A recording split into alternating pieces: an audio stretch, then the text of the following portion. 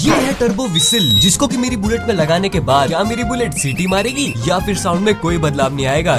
आइए देखते हैं, मजा आएगा। तो भैया ये टर्बो विसिल पास से कुछ ऐसी दिखती है और इसमें नॉर्मली फूकने के बाद इससे सीटी की आवाज भी आती है, मगर क्या ये सेम आवाज मेरी बाइक के साइलेंसर से आएगी? वो देखने से पहले आप मेरी बुलेट का नॉर्मल साउंड सुन लो।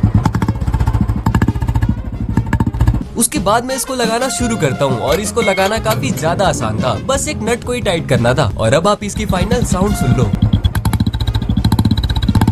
जैसा मैंने सोचा था वैसा तो ये बिल्कुल भी नहीं था, मगर हाँ साउंड में डिफरेंस तो था। खैर आपको क्या लगता है कमेंट करके बताना और सब्सक्राइब और फॉलो करना बिल्कुल मत भूलना।